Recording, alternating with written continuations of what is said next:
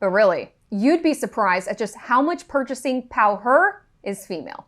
In 2023, there are three women who have dominated the economy: Beyoncé, Taylor Swift, and Barbie. These three have shown what can be gained when you properly target the female consumer. They spend in droves. Women influence or control more than 80% of US consumer spending, according to Forbes. But in business, the female consumer is widely underestimated. How can companies capitalize on this market without falling into that make it pink mindset? I'm joined by Abby Davisson, author and founder of the Money and Love Institute. Abby, everything Taylor Swift touches turns to gold. She even has more women watching NFL games. The Chiefs-Bears game a few weeks back, Roku said female viewership ages 18 to 49, that perfect ad target, was up 63% week over week. What is the takeaway when you're looking at business like the NFL, which clearly leans male in its marketing? Well, for so long, women have controlled purchasing decisions, right? Ford was marketing the Model T to women in the 1920s. But what's different is those products were often kind of marketed to women, but not designed for women, not made to have, they would shrink them and pink them, right? That was kind of the way that they targeted women. But what's different now is that, obviously we can surmise that what's driving that increase is the dating activity of one of the NFL players, right? Taylor Swift has been spotted.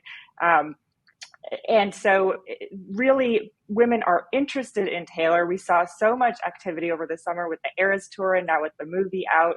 And this is an entrepreneur who is driving her own experiences, driving the products that she creates, and she is a uniting force. So what should the NFL take away from this? I know this is about her personal life, but financially, there's so much more here. Yes, I mean, they have been missing a huge consumer by not incorporating women more into the NFL. I mean, sure, there have been women who watch the NFL for a long time, but it's been in spite of the marketing, not because of the marketing. And so if it takes something like a love interest to get them more women to watch the NFL, then they should run with that. They should think about the angles that women are more interested in. Think about the personal stories that they could tell about their players that they have been overlooking that could keep them there now that they're watching. I love that. Let's talk about the classic make it pink mindset, which some companies do, I'd say, to cheaply cater to women and charge more. Do female consumers fall for it? I think for a long time, those were the only products available for women. And so they had no choice, right? They would go from everything from running shoes to investment accounts have been made by men and sort of sold to women, but not because they were designed for women. They were sort of the same product, but shrunk or turned pink or purple. And what women are now realizing as more women become entrepreneurs, I mean, last year, only 2% of venture capital funding went to women, all women teams that were raising money for their companies. But some of those women have been successful in raising money. More and more women are starting their own companies and realizing, hey, we can actually make products that are designed for women. So our running shoe, for example, Olympian Allison Felix is designing a shoe on a woman's foot, the last that is used for her company, Seish. There are so many examples of how when women are able to design the products, they are better suited to a female customer and women respond. Yeah, there's this immense amount of opportunity in this space. What sort of companies do you think are best positioned to capitalize, and what does that look like? Well, a huge opportunity is in healthcare. Women are certainly the bigger decision makers when it comes to deciding on their family's healthcare. And we have seen just how important health is, right, over the last several years with the pandemic. And so with the rise of more telehealth, women are the major telehealth consumers. I think companies that are thinking about women, thinking about how they can better serve families in the space of healthcare will be successful. Same with childcare, right? That was one of the things that we saw over the pandemic. I mean, women left millions of women in the US were forced to leave their jobs to care for their family members during COVID. Those losses have now been erased as of the last quarter of 2022. So we've seen women come back in droves, but the childcare needs are still there. So companies that are innovating in the childcare and elder care spaces are also poised to reap the benefits of additional spending.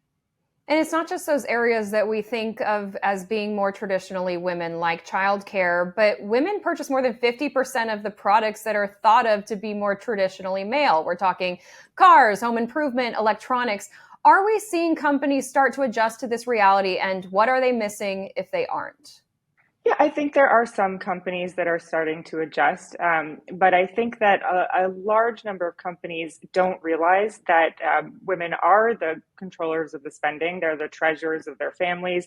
I hope they can be more than the treasurers. They can be the CFOs and be thinking big about what they want to see in the world and directing their funding that way, their investments and their spending that way. Do you see the success of Taylor, Beyoncé, Barbie as a sort of reckoning? I think it's helpful that people's eyes have been open to what can happen when women who, again, I mentioned they left the economy in droves during COVID. Then with the rise of remote work and other flexible arrangements, were able to come back and then wanted to spend, right? Wanted to have those memory making moments. Many women took their families to see Taylor Swift and Beyoncé to share the experience. And so I do think it's an eye-opening moment, or it really should be an eye-opening moment for companies who have not traditionally been thinking about women as,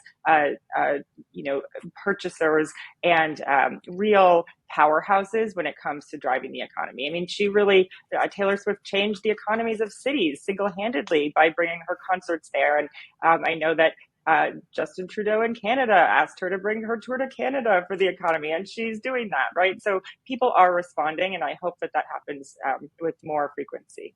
Yeah, it's unbelievable. I mean, multi-billion-dollar economic effect that Taylor Swift has had this year alone.